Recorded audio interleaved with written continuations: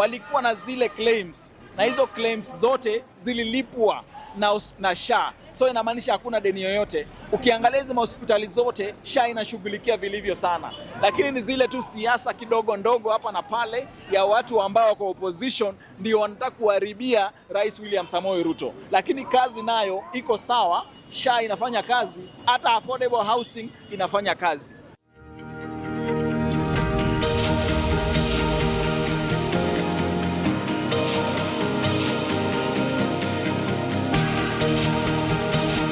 Ahlan wa sahlan wa marhaba mpenzi mtazamaji popote pale ulipo mhangaji, ukiniita hivyo basi na Mr. Kosha kuitika. DSM Media siku zote, na leo tupo ndani ya mji, ndani ya jiji la Nairobi, yani nchini Kenya hapa, na tupo na kijana barobaro, kijana chipukizi, kijana anayejulikana kama Jaware JM hapa, na leo hii anataka kutueleza zaidi kuhusu jiji linaendeleaje, kuhusiana na mambo ya SHA, vipi SHA inafanya, SHA inasemaje, na pia anataka kutueleza zaidi kuhusu Bwana Sakaja, mambo ambayo ametenda, na kuhusiana na wale 4000 program ambazo ameleta kwa wanafunzi. Kando na hiyo pia tutakuwa tunachambua zaidi kuhusiana na maisha ya photographers ndani ya jiji. Basi watazamaji, tufuatie hadi tamati tujue ni yapi alionayo ndani ya nyumba. Kwa majina naitwa Jaware JM.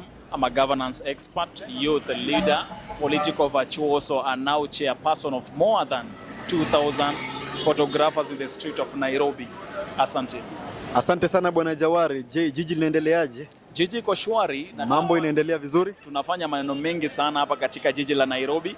Na tumemuona gavana wetu mpendo ambaye ni Gavana Sakaja anaendelea kufanya kazi teletele akitekeleza vitu mingi. Na kuna moja ambaye akiwa akishughulikia leo hii masuala ya Governor Scholarship Program ambayo ana support zaidi ya 4000 students na wamepata zaidi ya milioni 170 million wanashughulikiwa kwa masuala ya shule, na shule ndio kitu ya maana sana. Education is very important in any pillar. Anajua hiyo ndio inasema, watu husema education is the equalizer. So wakati umeipata unasema ni kitu safi sana. Thank you. Asante sana kwa hilo. Na pia unajua watazamaji pia wameweza kuona tumeweza pale kupata taarifa kwenye gazeti pale la Standard ya kwamba Bwana Sakaja ameleta program ya kusaidia wanafunzi 4000, right?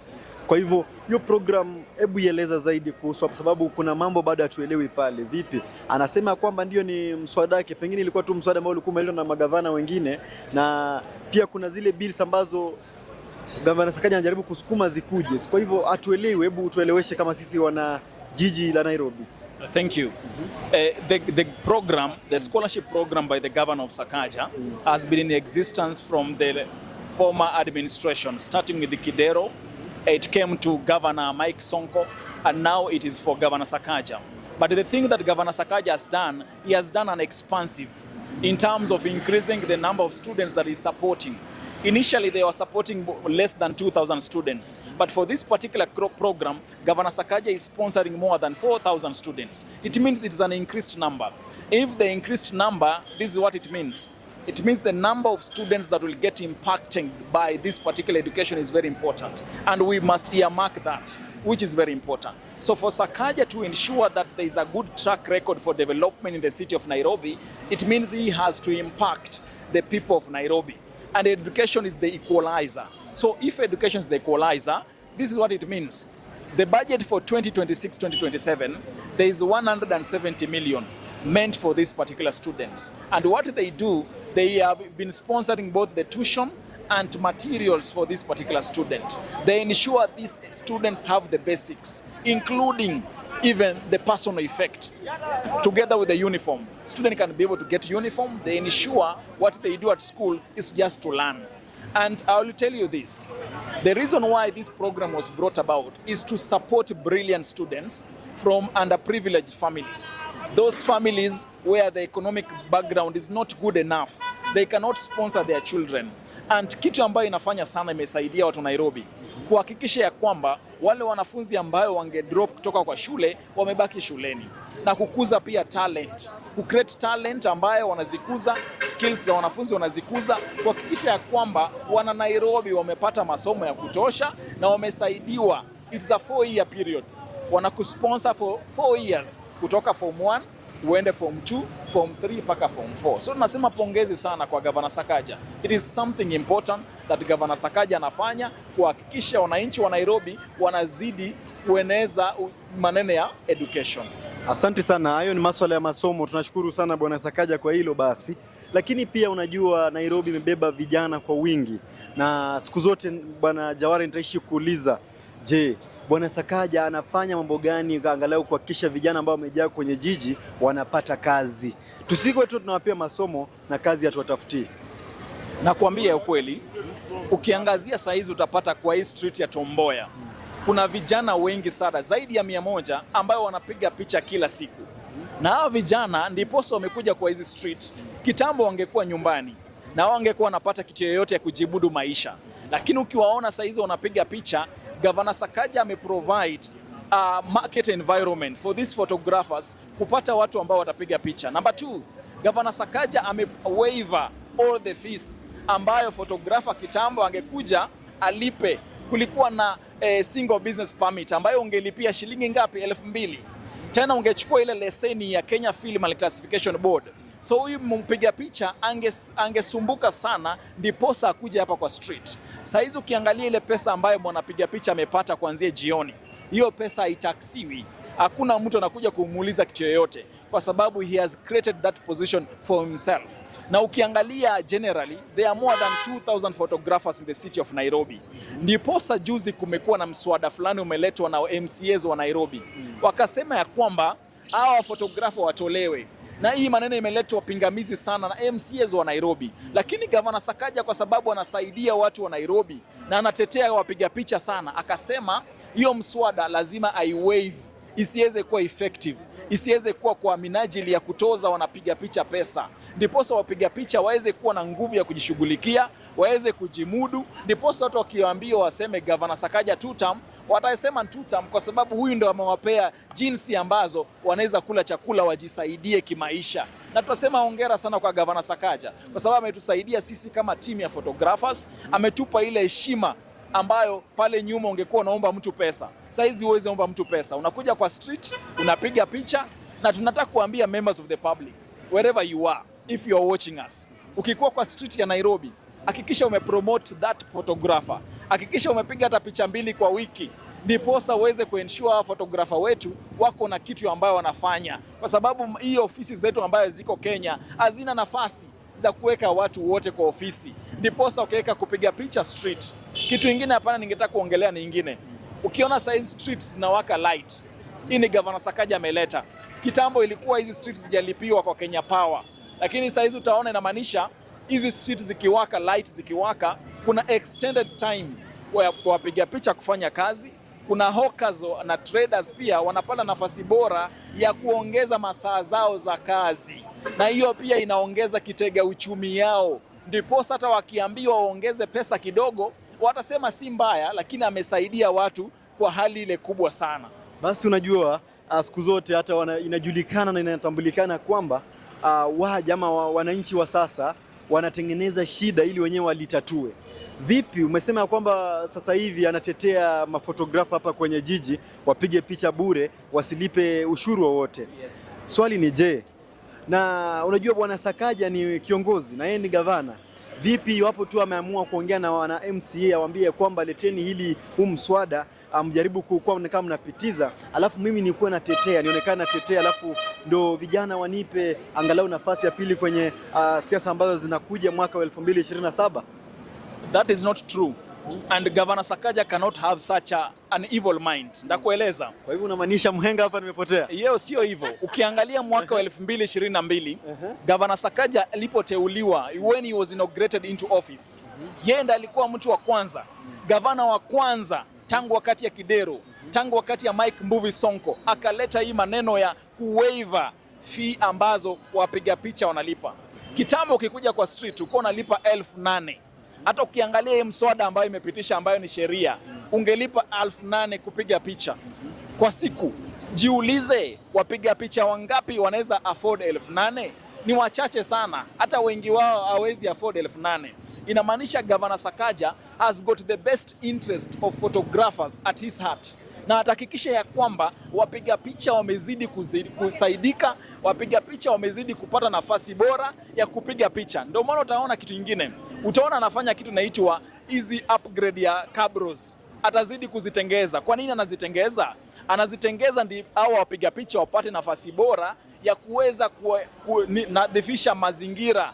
Ndiposa client akitaka kupigwa picha anaona kabro iko sawa, mazingira ya kutupa takataka ziko, dustbin zimeletwa, na tumekuwa naongea na watu wa environment tukiwaeleza ya kwamba hizi dustbin takana ziletwe kwa kila street.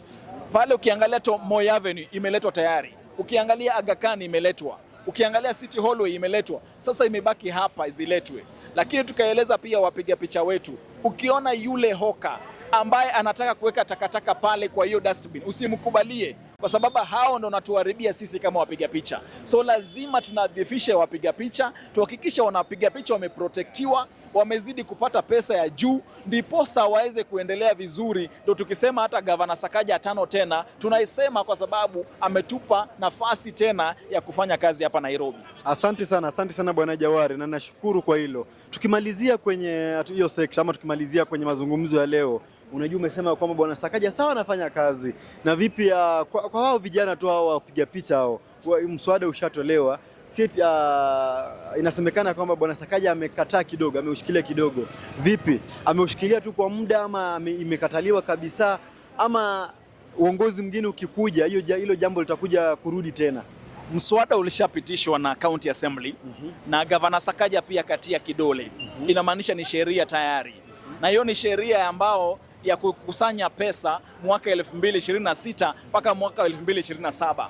So tuwezi rudi nyuma, ni mswada tayari, lakini jua kuna kitu inaitwa Governor's Decree. Governor's Decree ni kitu ya muhimu sana. Gavana ndo kama president wa hii city, akisema ya kwamba mpiga picha aingie street apige picha, amekubali. Akisema ya kwamba watu watoke street, pia watu natoka. So tunaangazia ni we are at the discretion of the governor. That is why tunasema hivi, sisi kama wapiga picha tumpe 2 term, because tukimpatia 2 term ataendeleza hii kipato uchumi yetu mwaka 2027 kuendelea mbele. Lakini tukibadilisha tutakuwa tumejishoot kwa miguu sisi wenyewe. So ni sisi wenyewe kuamua ni kiongozi yupi ambaye tutamregesha kwa hii kiti ya ugavana, kwa sababu Gavana Sakaja mwenyewe ametupa nafasi hapa Nairobi na tunaona. Yeah. Na basi pia watazamaji hapo pia nyinyi mnaweza tuambia ama mnaweza toa maoni yenu kwenye hilo. Mnaweza tuambia ni yapi mlionayo ndani ya nyumba. Basi pia tukimalizia Bwana Jawari, tunamalizia hapa na kwa kukuuliza tu. Wananchi wanataka kujua, sasa tunaongelea wananchi kiujumla. Wananchi wanataka kujua mambo ya SHA. SHA inaendeleaje? SHA inafanya kazi? Sababu ulionekana ukinukuu mahali ya kwamba kwenye miundo msingi zote za mambo ya kiafya, SHA ni miongoni mwa zile nyanja ama zile sekta ambazo imeonekana zinafanya kazi sana, nimeokoa waja wengi. Lakini wananchi wanalia haifanyi kazi. Wewe kama kijana ya Sakaja ama kijana ambaye unasema Sakaja 5 tena ama kijana Sakaja 2 term, unasemaje kuhusu mambo ya SHA? SHA inafanya kazi? SHA inafanya kazi. Ni wachache tu ambao wanaleta hii maneno ya siasa mingi, wanaleta fitina, wanaleta ulimbwende ambao hitajika katika hii maneno ya kuangalia masuala ya SHA. Ukiangalia the first and important objective of Social Health Authority is to ensure it has provided access to all Kenyans in terms of services.